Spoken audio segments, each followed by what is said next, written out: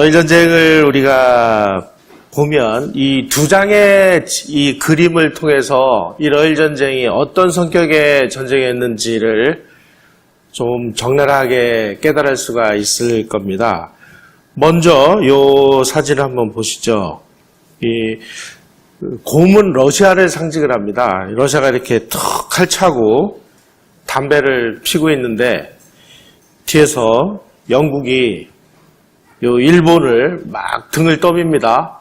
야, 내가 도와줄게. 너 가서 싸워. 이런 모습. 또 오른쪽 요 그림을 보세요. 러시아는 황소하고 일본이 코리아라고 있는 한국을 놓고 맞서고 있는데 저 뒤에서 영국이 야, 빨리 싸워. 우리가 다 도와줄게. 지금 이러고 있는 모습.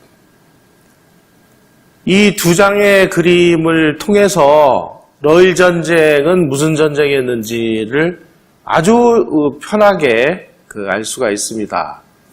전쟁은 러시아하고 일본이 싸웠습니다마는 사실은 영국이 일본을 앞세워서 러시아하고 전쟁을 한 겁니다.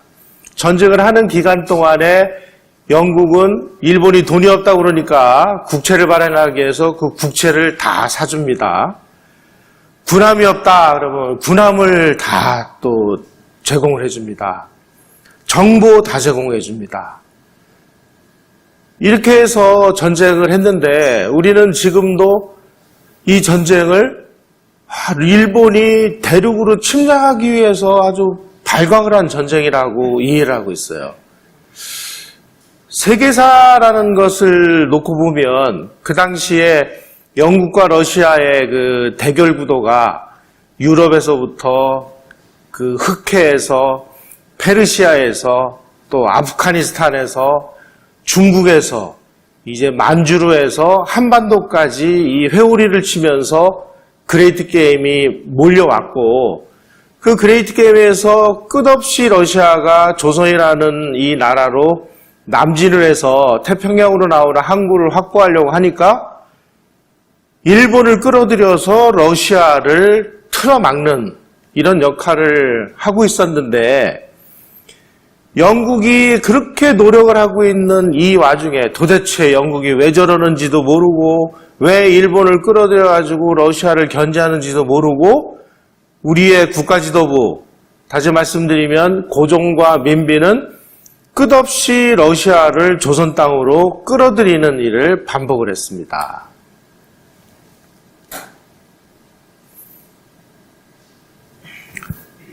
러일 전쟁은 요 부분이 그 요동반도입니다. 요 요동반도에서 거의 대부분의 전쟁이 치러졌습니다. 그리고 마지막으로 그 러시아의 그 발틱 함대하고 해전이 요 그 동해 스시마 부근에서 이루어졌습니다. 이건 뭘 뜻하느냐? 청일전쟁 당시에 일본이 청나라로부터 요동반도를 조차를 뺏은 거죠. 전리품으로 뺏었는데 러시아가 이거는 우리가 차지할 땅인데 왜 일본 너희들이 차지해? 이거 다시 도로 돌려내. 이렇게 압력을 가한 게 삼국 간섭이고 그 삼국 간섭을 통해서 일본은 그 많은 군인들이 피를 흘려서 뺏은 땅을 외교에서 실패라는 바람에 통째로 반납을 했습니다. 이때 이미 러일 전쟁은 예정되어 있는 거나 마찬가지였습니다. 그래서 전쟁이 바로 요동반도 일대에서 러일 전쟁이 계속 진행이 됩니다.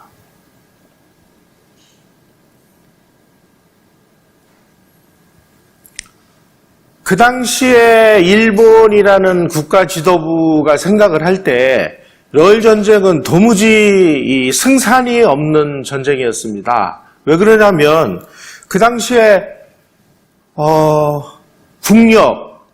국력으로 치면 러시아가 6배나 더 큰 나라였어요. 군대도 6배나 많았고 철강 생산량 이런 거는 상대가 안 될 정도로 러시아가 컸습니다.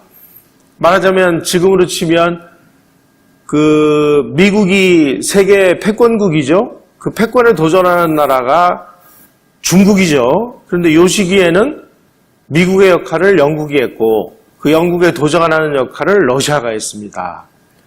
러시아가 만만치 않은 나라예요.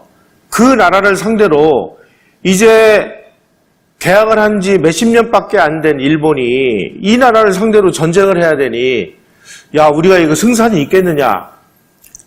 승산 없다. 그래가지고 그 당시 수상도 여러 번 한 이토 히로부미는 야 이거 이러다가 우리 나라 망하는 거 아니냐. 그래가지고 전쟁을 개전을 결정하고도 자칫 잘못하면 나라가 망할까 싶어가지고 하도 울어가지고 막 눈이 퉁퉁 불었다. 이런 기록들이 나옵니다. 그 당시 여기에 요 사진 요 사람이 일본의 작전을 실제로 입안을 한 고다마 겐타로라는 사람인데 이 참모본부 차장이었는데 이 사람은 뭐라고 얘기했느냐. 지금 우리가 전쟁을 하면 잘해봤자 5번 싸워서 10번 싸우면 5번 싸우고 5번 진다. 이렇게 해가지고는 우리가 이 전쟁을 이길 수 없다. 총력을 다해서 우리가 6번 이기고 4번 지는 쪽으로 끌어올리지 않으면 이 전쟁은 승산이 없다. 이렇게까지 얘기를 합니다. 그러니까 이 일본 입장에서 볼 때 러일 전쟁은 도무지 승산이 없는 전쟁이에요. 그럼에도 불구하고 영국이라든지 이런 세계 사적으로 볼 때 자기네들이 이 전쟁을 하지 않으면 안 되는 상황이 된 거예요.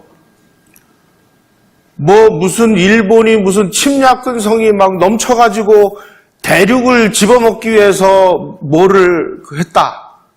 물론 그런 것도 없지 않겠죠.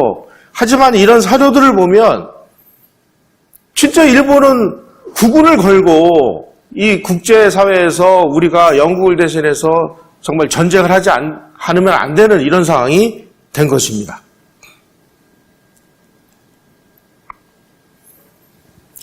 이런 그림들을 우리가 유심히 보면 그 당시 세계 정세라는 게 이랬고 지금 영국이 또 이 일본을 막 등 떠밀잖아요. 정말 일본은 이 세계 패권국에 등을 떠밀려서라도 수단과 방법을 가리지 않고 패권국의 편에 섰다는 뜻입니다. 그 반면에 조선은 어땠느냐? 그 패권에 도전하는 나라의 편에 서가지고 제발 러시아가 우리의 보호국이 돼달라고 간청을 하는 상황이 됐습니다. 자, 이거를 지금 상황으로 그대로 옮겨놔 봅시다. 지금 문재인 정부는 지금 중국에 그냥 쩍 들러붙어가지고 한미동맹 다 깨부시고 지금 거기에 붙어 있죠. 중국은 큰 나라. 그러니 중국 몸과 함께 하겠다.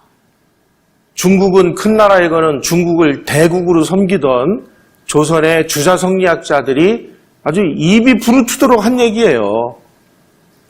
4대 모아 사상. 그리고 중국이 어려울 때 친구가 우리 진정한 친구 그러면서 그 코로나 바이러스를 끌어들이는 바람에 우리나라가 지금 여러분들 다 지금 마스크 쓰고 앉아 있죠.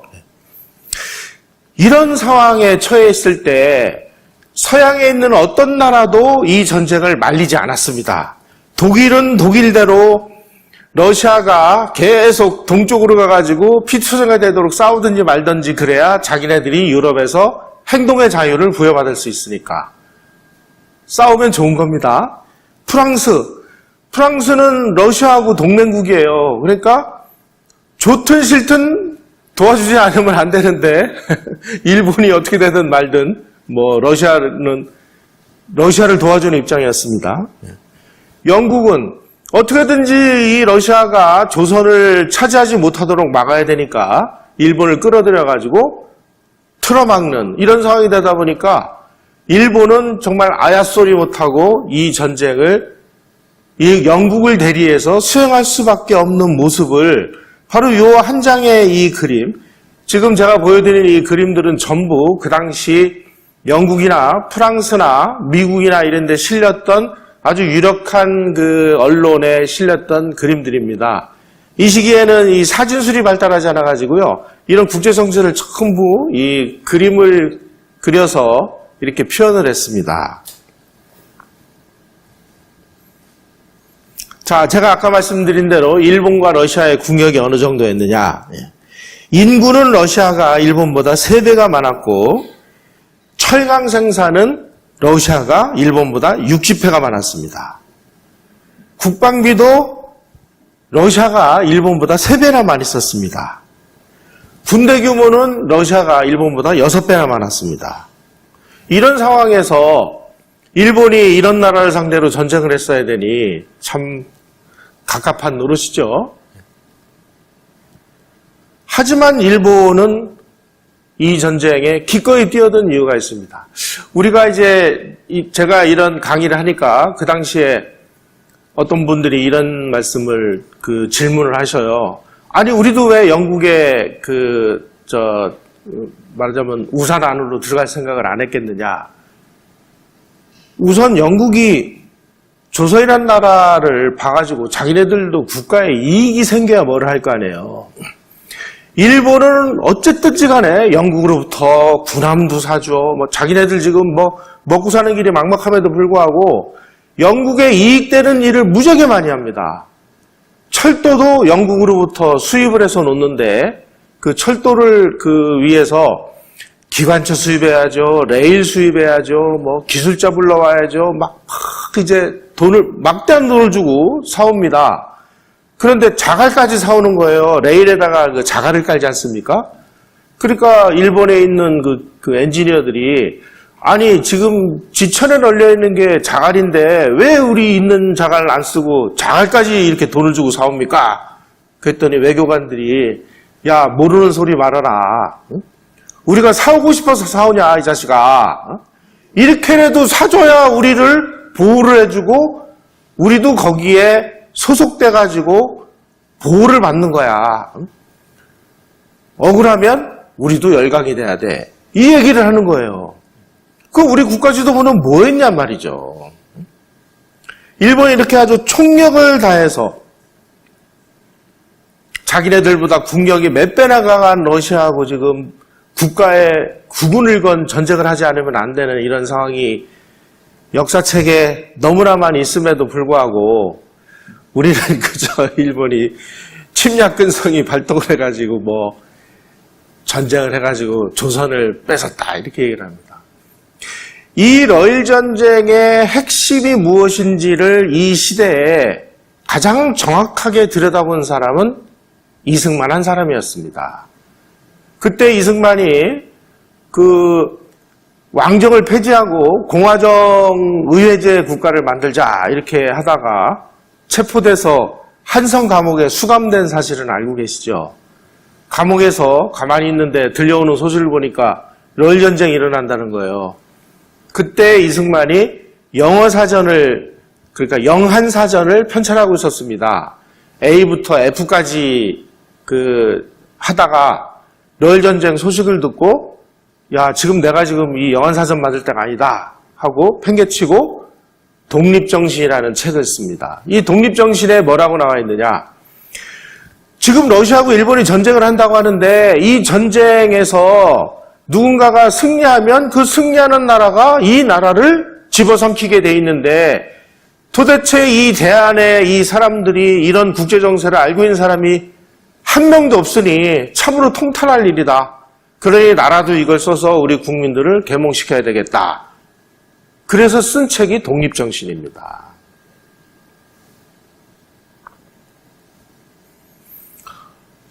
이 사람이 러시아에서 러일 전쟁을 일으킨 니콜라이 2세라는 사람인데요. 결국은 이제 이 전쟁에서 패해가지고 공산혁명이 일어나서 니콜라이 2세가 공산당들한테 처형을 당한 아주 비운의 왕인데 남자들이 이렇게 잘생기면 항상 문제가 생겨요.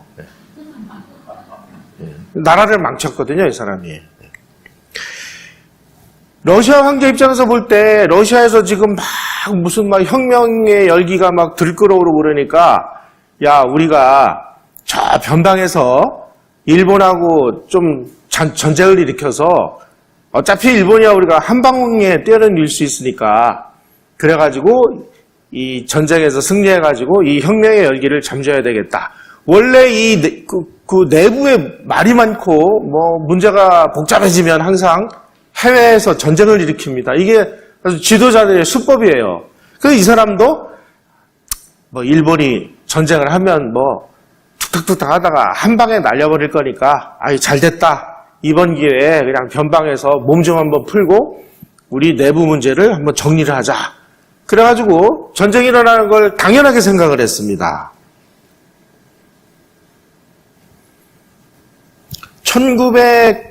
1902년에 영국이 그동안에 영국은 이제 명예로운 고립이라고 그래서 영국은 이제 자기네들이 너무나 고결하고 세계에서 아주 최고의 패권국이기 때문에 어느 나라하고도 동맹을 안 맺는 그 정책을 유지하고 있었습니다. 그걸 명예로운 고립이다 이렇게 얘기를 해요.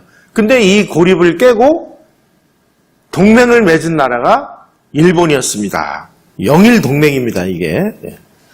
이건 무슨 뜻이냐? 야, 일본. 지금 러시아가 저 만주로 해가지고 조선으로 지금 막 내려오는데 조선에 내려가지고 부산에 러시아 제국 깃발이 휘날리는 날이 일본 니네가 침략당하는 날이야.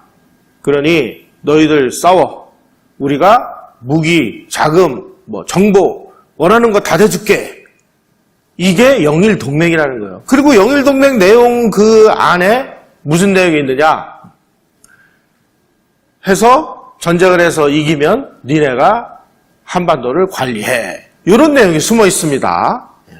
이런 것들은 겉으로 발표할 때는 발표를 안 해요. 그걸 이제 비밀 조항이라고 얘기하는데 나중에 이제 한 50년이나 100년쯤 지나면 이런 게 이제 다 공개가 됩니다. 이런 사진 한번 보십시오. 이 러시아하고 일본하고를 야 지금 이런 나라가 전쟁을 한댄다. 일본 망했다. 유럽 신문들이 이렇게 지금 평가를 하는 거예요. 그리고 아까 보여드린 대로 이런 지금 말이야 영국이 일본을 앞세워가지고 러시아하고 싸우려고 하는데 아무래도 영국이 생각을 잘못하는 것 같다. 이 상대가 되겠냐 이게. 지금 이런 만평에 실린 거예요. 이런 사진. 러시아라는 곰을 지금 영국이 옴짝달싹 못하도록 지금 이렇게 포위를 하고 있는 이런 국면. 일본이 이 러일 전쟁에 임하는 이런 입장을 정말 잘 봐야 됩니다. 제가 이 강의를 통해서 누누이 말씀드렸듯이 일본의 입장은 여몽연합군이 1270년대에 두 번이나 일본을 침략한 이래 한반도가 일본의 적대하는 세력에 넘어가게 될 경우에 일본이 망할 수도 있다. 그러니 수단과 방법을 가리지 말고 한반도를 자기네들이 차지하거나 아니면 적대 세력이 통째로 차지하는 걸 막아야 된다. 만약에 우리가 힘이 없어서 한반도를 통째로 차지하지 못할 때는 적당한 선을 기점으로 해서 분화를 시켜서 한쪽이라도 일본이 차지해야 된다. 그 적당한 선은 38도선 내지는 39도선이다. 이게 이 사람들의 머릿속에 박혀있는 안보관이었습니다.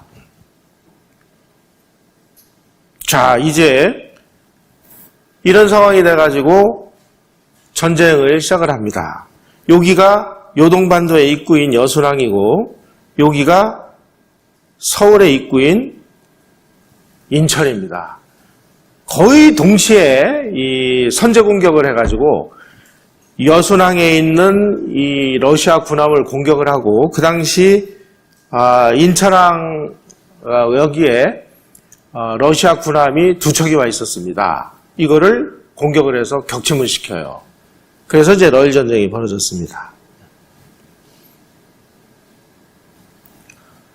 바로 이 여순이라는 곳에서 이 일본이 그야말로 이 근대 전쟁이라는 것이 무엇인지를 아주 참혹하게 체험을 합니다. 여기서 거의 뭐 한 6만 명 이상이 죽었습니다. 제가 여기 현장을 가보니까요, 참 기가 막히더라고요. 높이는 약 203m니까 우리 남산의 한 절반 정도도 안 되는 그냥 동산입니다. 동산. 그 동산 하나를 뺏기 위해서 6만 명이 죽습니다. 그 당시 러시아가 이 철근 콘크리트를 몇십만 톤을 부어가지고 여기 뒤에 보이는 저게 여순 203고지인데 여기를 전부 지하를 파가지고 방공호를 만들어 놓고 그리고 지하를 연결해가지고 그 철조망 치고 기관총자를 설치를 하고 여기에 기관총을 다 설치를 하고 돌격하면은 기관총으로 다 쏴 죽이는 이런 그 끔찍한 그 참호전을 역사상 처음으로 여순에서 선을 보였습니다. 이게 그냥 소규모의 군대가 이 소위 말하는 참호와 진지와 기관총과 철조망으로 연결된 이 참호전의 위력이 얼마나 강한지를 인류 역사상 처음으로 보여준 거예요. 그 당시에 유럽에 이제 이 전쟁을 연구하는 관전 장교들이 있습니다. 이 관전 장교들이 와가지고 러시아 편, 일본 편이 딱 가가지고 러시아는 무슨 작전을 했고 일본은 무슨 작전을 했는데 어떤 작전이 더 효과가 있었나 이런 걸 연구를 해요. 근데 이 러시아군이 여순에서 사용한 이 참호전이 너무나 훌륭한 전술이에요. 그래가지고 1914년 1차 세계대전이 일어났을 때 이 참호전이라는 것이 벌어져가지고 유럽에서 900만 명이 사망을 합니다. 도무지 이 참호를 넘어가지고 공격을 할 수가 없으니까 무슨 짓까지 했느냐. 독가스까지 뿌려가지고 막 사람들을 죽이고 하는 이 끔찍한 참호전의 원형이 바로 이 여순 요새 공방전이었습니다. 무려 5개월 동안 일본군 거의 6만 명이 죽거나 다칩니다. 아마 이 요새를 점령을 하지 못했으면 일본은 여기서 망하는 겁니다. 일본이 5개월 동안 이 고지 하나, 그러니까 203m짜리 이 봉우리 하나를 못 뺐으니까 영국이 야 이거 이러다가 이거 망하게 생겼거든요. 그러니까 영국이 자랑하는 아주 첩보원 이름까지 나옵니다. 시드니 라일리라는 첩보원을 러시아 참호에 몰래 들여보내가지고 여순 요새 설계도를 훔쳐가지고 옵니다. 그 설계도를 일본한테 넘겨줘요. 그래가지고 일본이 요 참호를 이렇게 돌파하는 땅굴을 파요. 땅굴을 파가지고 거기다가 화약을 설치를 해서 화약을 터뜨려가지고 간신히 5개월 만에 여기를 뺐습니다. 영국이 다 도와준 겁니다, 영국이.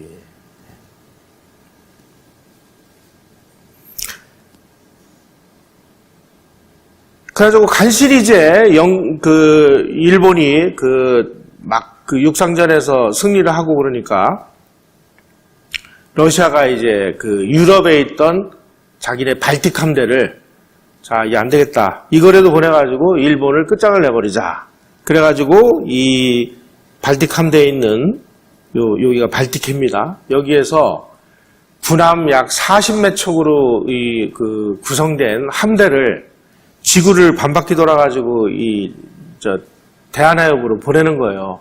그런데 요 지도에서 보시듯이 배들이 들어오려면은 지중해로 해서 수에즈운하로 오거나 아니면 아프리카를 쭉 돌아가지고 적도를 지나서 희망봉을 돌아가지고 와야 됩니다. 요 지중해로 오려고 그러니까 일부 별 볼 일 없는 배들은 다 보냈는데 영국이 야 니네 들어오면 이제 우리도 어떻게 할지 몰라 하고 겁을 주니까 이 러시아 함대가 겁이 나서 아프리카를 돌아가지고 쭉 이렇게 돌아가지고 옵니다. 요 일대 요거 전부 영국이 장악하고 있는 기지예요. 그래 영국이 물도 안 주고 석탄도 안 주고 그러니까 독일 선박들을 이용을 해가지고 독일 선박으로부터 또 석탄을 구해가지고 지구를 반바퀴 돌아가지고 이렇게 옵니다. 그래서 이렇게 해서 싱가폴로 해가지고 대한해협으로 이렇게 들어오다가 여기에서 일본 함대에 걸려가지고 거의 전멸을 당합니다.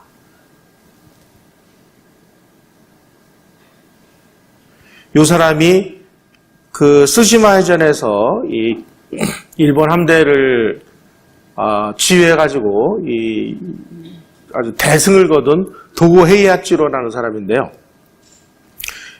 요 사람들이 무슨 작전을 연구를 했느냐?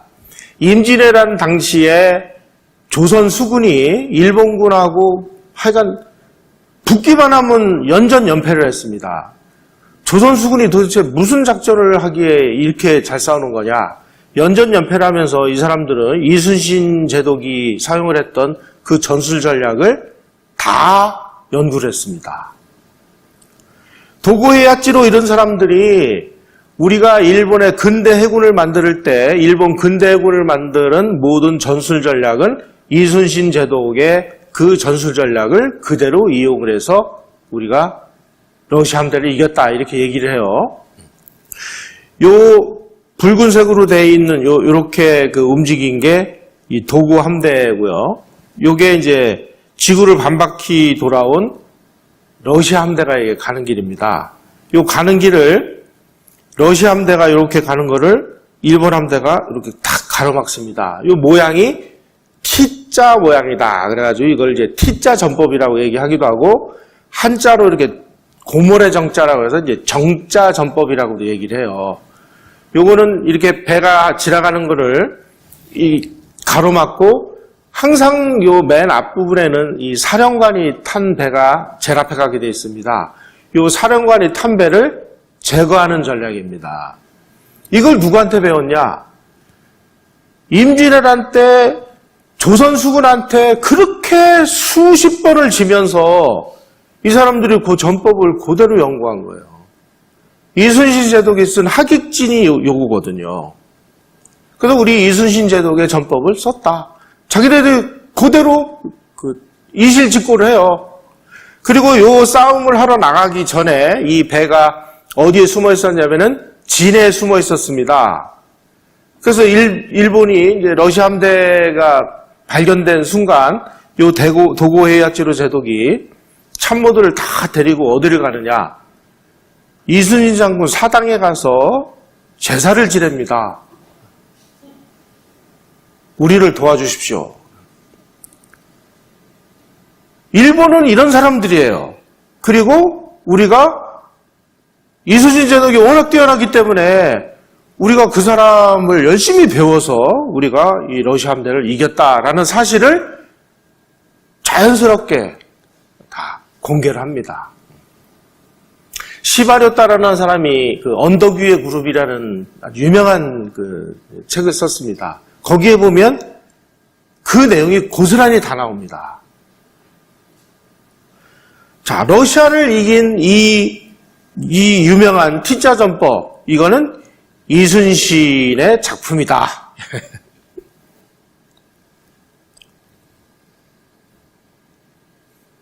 발틱 함대가 1박 2일 동안 지구 반바퀴를 돌아와가지고, 전함은 만 몇천 톤 되는 어마어마한 배들입니다. 6척이 가라앉았고요. 순양함 4척 합쳐가지고 16척이 그 격침이 됐습니다. 그리고 자침이라는 건 뭐냐면은 그 배들은 적군에게 노획을 당하면 적군이 그 배를 뺏어가지고 페인트 칠 새로 하고 자기네들이 운영하면은 그 나라 배가 되거든요. 그러니까 이거를 그 적에게 노획당할 때는 이 폭발을 시키거나 아니면 그 군함 밑바닥에 그 밸브가 있습니다. 그 밸브를 열어가지고 침수를 시켜가지고 그 자침을 시켜버려요. 자침한 게 5척. 이런 식으로 하여간 이 지구에서 영국을 위협을 하면서 이 세계에서 그 패권 도전국으로서 그야말로 이 전 지구를 공포에 떨게 했던 이 러시아의 함대가 드디어 이 쓰시마 해협에서 일본 함대, 그것도 이순신으로부터 전법을 배운 일본 함대에 의해서 소멸이 됨으로 인해서 근 100년을 유지해왔던 영국과 러시아의 그레이트 게임이 사실상 종료됐습니다. 영국이 볼 때, 야, 이제 되겠다. 왜? 이제 러시아가 배가 없으니까 바다로 나올 수 있는 힘이 없잖아요.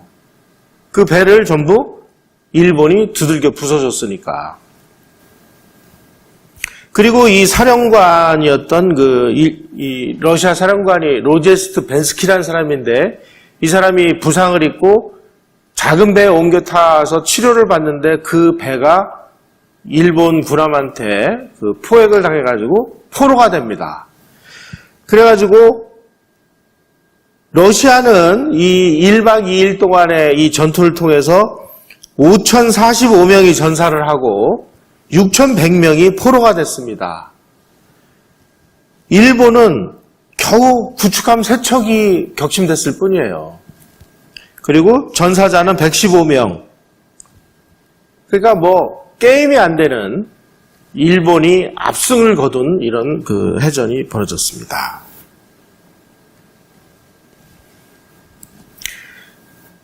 자, 이제 일본이 승리를 함으로 인해서 영국 러시아 그레이트 게임이 종료가 되고 이제 러시아가 포츠보스 강화조약에 의해서 야, 조선은 이제 그 일본이 너희들이 이제 지지든 볶든 말든 우리 이제 손 뗄 테니까 니네 맘대로 해.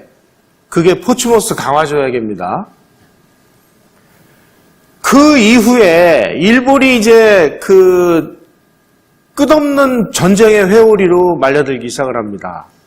아니 자기네들이 그 싸워보니까 아유 뭐 청나라도 별거 아니야. 청일전쟁에서 승리하고 러일전쟁에서도 물론 뭐 좀 고전을 했지만 뭐 해보니까 뭐 안 되는 것도 아니야. 이래가지고 이 좀 간이 분 거예요. 사람들이 자꾸만 자기가 이 승리만 하면 자기가 막 신처럼 생각을 하죠. 자기 모든 판단이 다 신인 것처럼 이렇게 자만합니다. 일본도 마찬가지로 일본 군부가 이제 2번의 전쟁에서 승리를 하니까 아유 이제 뭐 우리도 한번 좀 해봐야 되겠네. 뭐 해보니까 뭐 러시아도 별거 아니네. 뭐 이번 기회에 우리도 한번 열강 한번 해볼까? 뭐 이제 이런 생각을 갖게 된. 왜 그러냐 이게 왜? 이런 생각을 갖게 될 수밖에 없는 일본 헌법이 가지고 있는 심각한 문제점이 있습니다. 일본 헌법에 제11조는 천황은 육해군을 통수한다 이렇게 되어 있습니다. 일본 내각이나 수상이 군대를 통수하는 게 아니에요. 일본 군대는 천황 직속으로 되어 있습니다. 그래놓고 뭐라고 되어 있느냐? 제13조에서 천황은 교전을 선포하고 화전 및 조약을 체결할 수 있는 권리가 있다. 남의 나라하고 전쟁을 하는 권리, 선전포고를 할 권리가 일본 내각이나 의회나 정부에 있는 게 아니라 천황에게 있다고 되어 있습니다. 그러니까 수상이나 뭐 이런 사람들은 도대체 이 군부가 하는 일에 뭐라고 그 시비를 못 걸게 돼 있어요. 이 일본의 그 제국 헌법에 의하면. 자, 이쯤 되면은 군부가 천황한테 가가지고 천황폐하 우리 지금 전쟁 좀 해야 되겠습니다. 그 좀 선전포고 좀 해주십시오. 그럼 천황은 여러분 뭐 천황이 뭐 대단한 것 같죠? 천황은 그냥 허수아비예요. 그냥 저 교토에서 그냥 놀고 있는 그 뭐 신도의 그 뭐 제사장 비슷한 사람을 업어다가 일본을 그 상징하는 인물이라고 업어다 놓고 천황이 이제 일본의 상징이야 이렇게 얘기를 해놓고 실제로는 누가 움직이느냐? 군부가 움직이는 겁니다.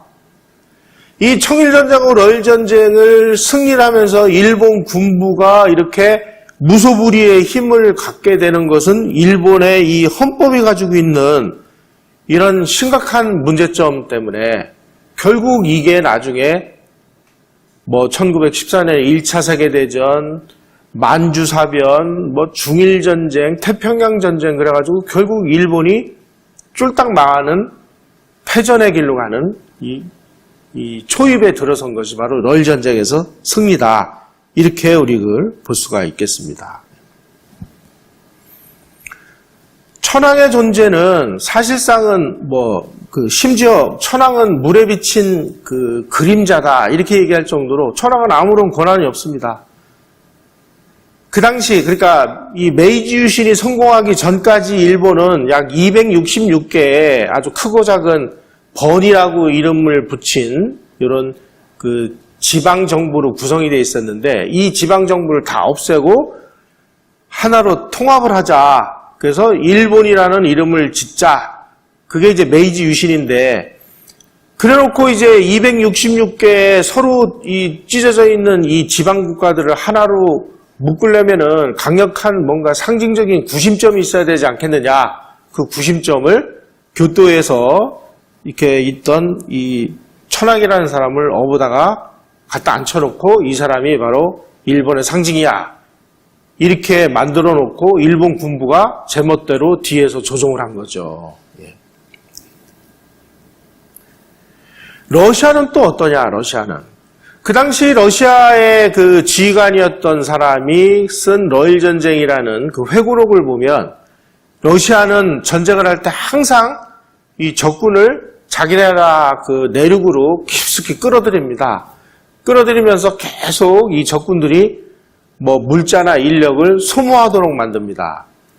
나폴레옹이 이 러시아를 쳐들어갔을 때 계속 지는 척하면서 끌어들이고 지는 척하면서 끌어들이고 툭탁거리면서 싸우다 끌어들이고 그런 사이에 겨울이 와요. 그러면 다 얼어 죽습니다. 러시아가 잘 싸워서 그런 게 아니고요. 러시아의 원래 전략이 그렇습니다. 그래서 이 러시아 사령관도 자기네들이라도 전통적인 그 방법에 의해서 이 일본군을 계속 그 소모를 시키면서 요 지도 빨간 선으로 돼 있듯이 계속 내륙으로 끌어들이는 겁니다. 계속. 일본군은 그 당시에 군사력은 어느 정도 있을지 몰라도 이 국력이 형편없었기 때문에 자기네들이 가지고 있었던 포탄을 불과 며칠 쓰니까 포탄이 바닥난 거예요. 그래가지고 급히 해외에 있는 포탄 회사에서 폭탄을 사오느라고 좀 난리가 나가지고 끝없는 소모전과 소모전을 벌이면서 요 봉천까지 끌어들였을 때 러시아군은 쌩쌩했고 일본군은 완전히 바닥이 나버렸습니다.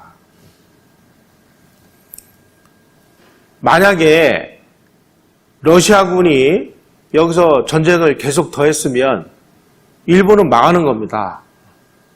그런데 여기서 왜 이 러시아군이 더 이상 전쟁을 하지 못하는 상황이 됐느냐? 1905년에 바로 여순 요새가 함락되고 며칠 있다가 폭동이 일어납니다. 피해 일요일이라는 폭동이 일어나는데 그래가지고 러시아에서 이제 이 공산혁명의 조짐들이 막 보이고 그러니까 러시아가 더 이상 전쟁을 못하는 상황이 된 거예요. 나중에 알고 보니까 이것도 러시아가 이 공산혁명분자들한테 폭동 자금을 제공을 해서 폭동을 일으킵니다.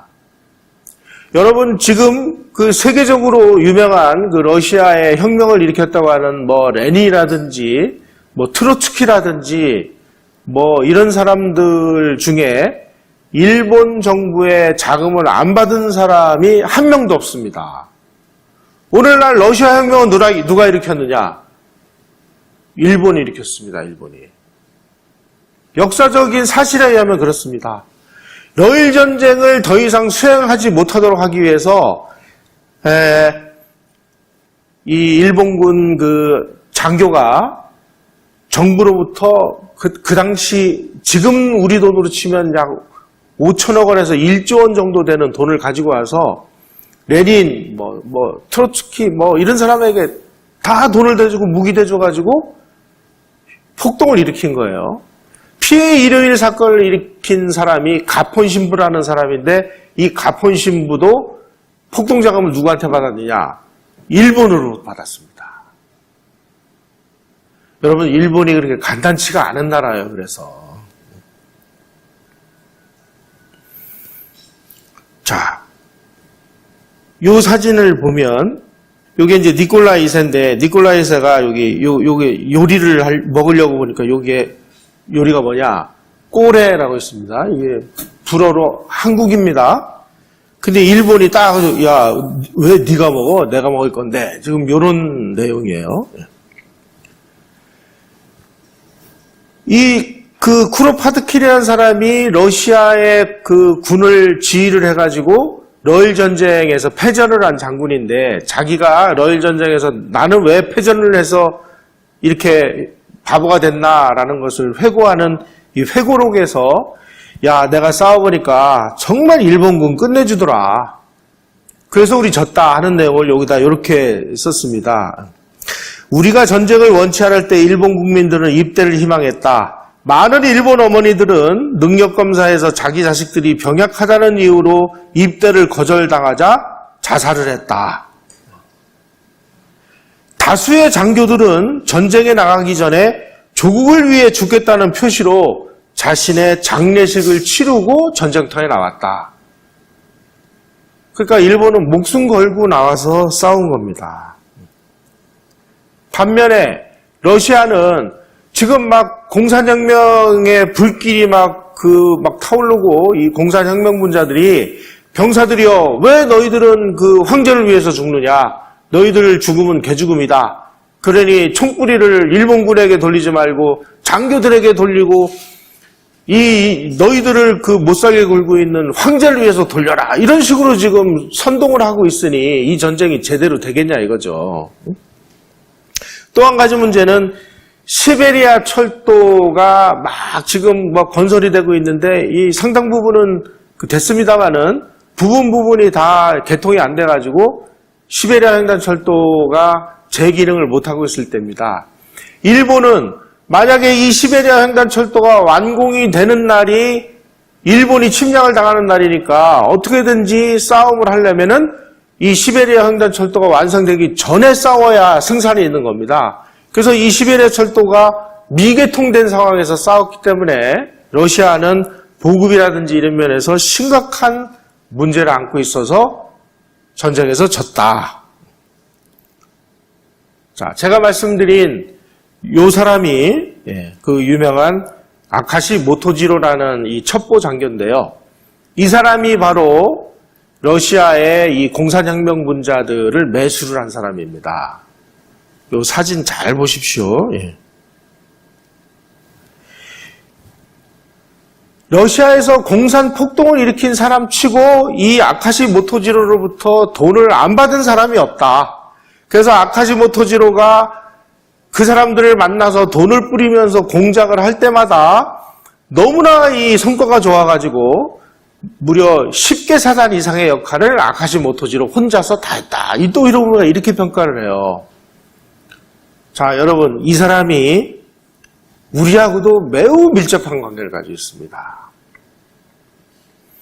1905년에 우리가 러일 전쟁이 일본이 승리를 한 다음에 11월 달에 무슨 일이 일어났느냐?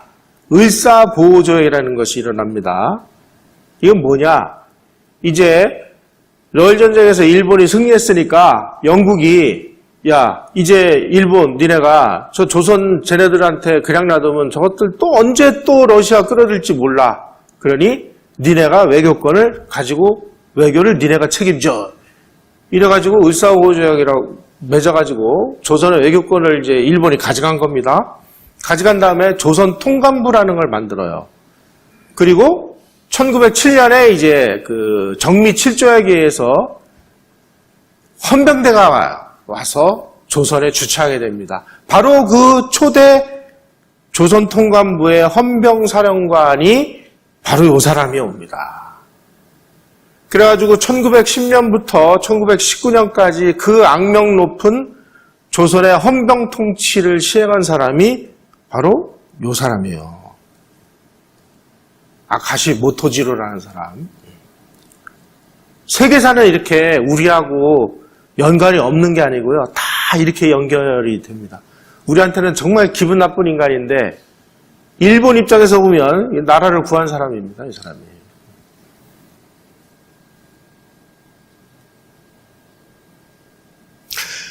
포츠모스 강화조약이 이제 맺어졌습니다. 이 러시아가 더 이상 전쟁을 할 수가 없는 상황이니까. 그런데 하필이면 그 무렵에 시베리아 횡단철도가 완공이 됐어요. 그래가지고 이제 완공된 시베리아 횡단철도를 통해서 하얼빈에 80만 대군하고 이제 전쟁을 할 수 있는 모든 물자와 장비가 러시아군 입장에서는 다 이제 하얼빈에 도착을 했습니다. 80만 대군이 있어요. 그런데 왜 전쟁을 못했느냐? 그냥 막 러시아에서 공산혁명군자들이 막 폭동 일으키고 막 길거리에 나가가지고 화염병 던지고 막 이 정권이 언제 무너질지도 모르는 상황이 되니까 할 수 없이 야 이제 전쟁 그만하고 포츠모스 강화조약을 하자. 그래서 이제 강화조약을 맺는데 제2조에 뭐라고 되어 있느냐?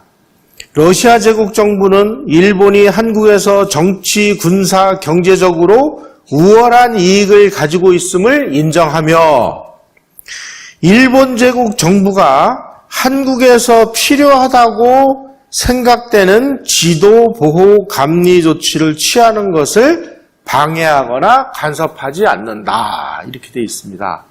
다시 말씀드리면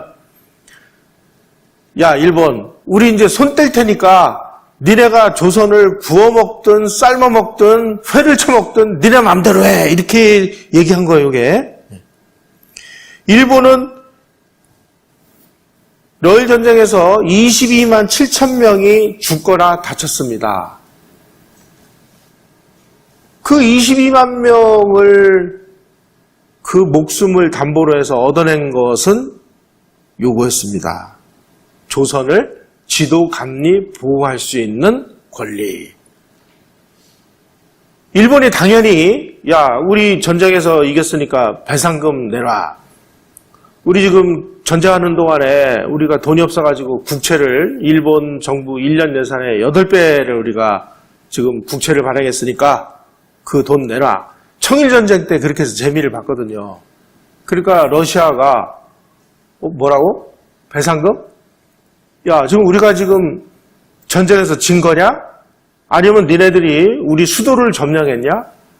그냥 변방에서 그냥 툭탁툭탁 하다가 우리가 좀 피곤해가지고 전쟁은 그만하려고 하는 건데 무슨 전쟁 배상금이야. 너희들이 전쟁 배상금 달라고 하려면 지금 당장 전쟁에 우리 하얼빈에 80만 명 있어. 그래서 하얼빈에 있는 80만 명의 병력이 비상을 걸어요. 일본은 전쟁할 수 있는 모든 포탄이 다 바닥이 났어요. 무슨 전쟁을 해요? 그래서 배상금을 한 푼도 못 받고 포츠모스 강화조약을 맺었습니다.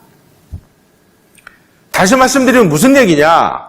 러일 전쟁은 일본이 이긴 전쟁이다라고 이야기할 수 없는 전쟁입니다. 만약에 일본이 러시아에게 명실상부하게 승리를 했으면 배상금을 받아야 되는데 배상금을 한 푼도 못 받았어요. 그럼 일본은 뭐 한 거예요? 영국에게 실컷 이용만 당한 거예요. 그리고 얻은 건 뭐냐? 조선에서의 지도, 보호, 감리 조치.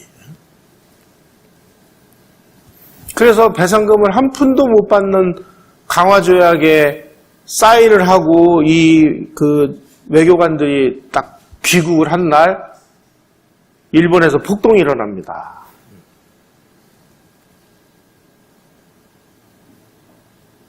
참 역사라는 게 우리가 일본이 엄청나게 싸워가지고 압도적인 승리를 거둔 걸로 이렇게 얘기를 하는데 막상 뚜껑을 열어보니까 배상금도 한 푼도 못 받고 국력은 바닥나 있고 지금 배상금 받아가지고 빚을 갚으려고 했는데 배상금 한 푼도 못 받으니까 일본이 지금 외환위기에 처해서 지금 도대체 이걸 어떻게 이 위기를 극복을 할지 모르는 이런 상황이 돼버린 것이 이때 상황입니다. 그래가지고 일본에서 폭동이 일어나고 천황이 그래가지고 그 국민들을 위로하는 이런 칙서를 발행해야 되고 이런 난리가 나 있는 이런 상황에서 우리는 무엇을 했을까? 우리는 윤치호라는 사람이 그 당시에 중국에서 유학을 하고요, 일본에서 유학을 하고 또 미국에서 유학을 하고 그리고 귀국을 했습니다. 그러니까 세계 정세가 어떻게 돌아가는지를 아는 거예요. 그 사람이 일기를 썼습니다. 일기를. 영어로 썼습니다. 이것도.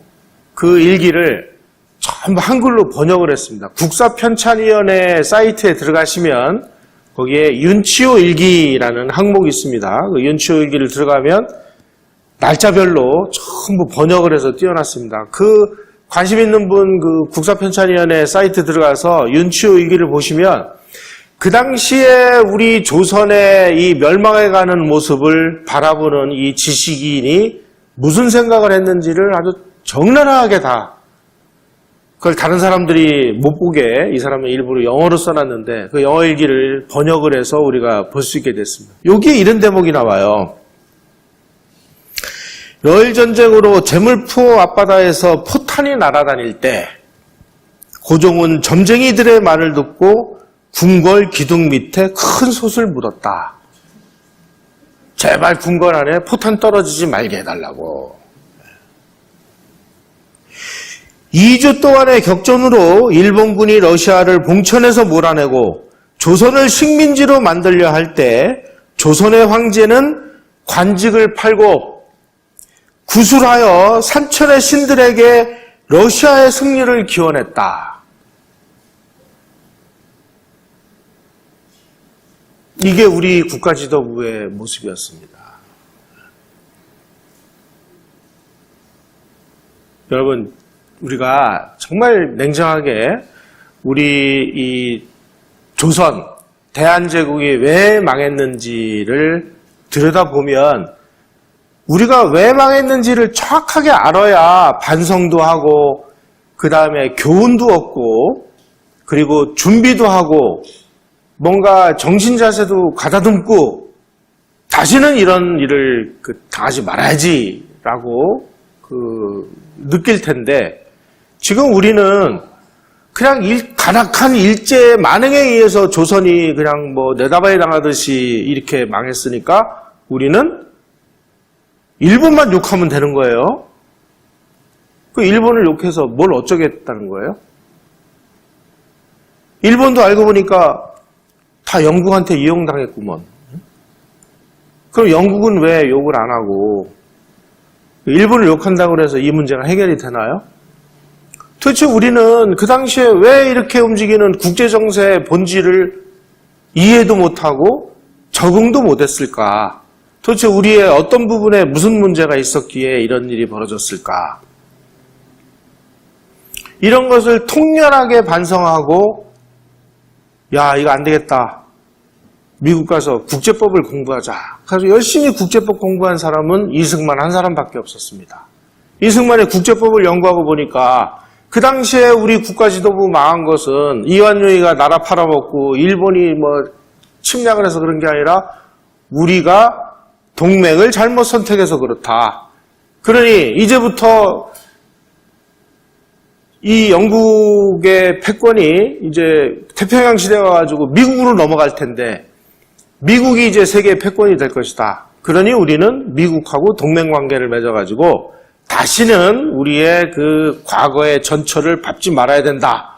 그래서 미국하고 손을 잡아야 된다라고 주장한 사람은 이승만밖에 없었어요. 그 사람은 그냥 주장만 한 게 아니고요. 자기가 해방이 돼서 한국에 와서 대통령이 돼서 우리가 6.25 남침을 당했을 때 미국을 붙잡고 한미 상호 방위 조약이라는 거를 그것도 뭐 미국이 맺어주고 싶어서 맺어준 것도 아니죠. 억지로 그걸 얻어내가지고 주한미군이 한반도에 2개사단이 주둔하게 만들어놨어요. 다시 말씀드리면 한국은 죽으나 사나 패권국하고 동맹을 맺어야 우리가 생존을 한다. 이게 우리 대한제국과 조선 멸망의 교훈이다라고 정확하게 알고 그 부분에 대한 안전장치를 만들어 놓은 것은 이승만이었습니다. 그 이승만이 만들어 놓은 한미동맹에 의한 이 한미동맹 체제가 지금까지 작동을 하니까 우리가 이렇게 안심하고 사는 거죠. 근데 이걸 지금 깨고 다시 패권에 도전하는 중국의 이 그 편을 서는 문재인 정부가 다시 등장을 했어요. 우리가 역사를 공부해야 되는 이유는 바로 이런 것입니다. 멸망한 이유를 제대로 알아서 제대로 된 대응이 있어야 되는데 우리는 그것을 알고 또다시 이 바보 같은 짓을 하는 이런 시대로 우리가 지금 향하고 있는 모습을 보면서 많은 사람들이 지금 나라 걱정을 하고 앉아있죠. 국가 지도부는 나라를 망치고 백성들은 나라 걱정을 하고 하는 이 정말 같이 전도된 이런 상황에서 우리 정말 정신을 똑바로 차리는 이런 일을 하려면은 결국 공부하는 것이 가장 급선무다. 이렇게 말씀을 드리면서 오늘 강의를 마치겠습니다. 고맙습니다.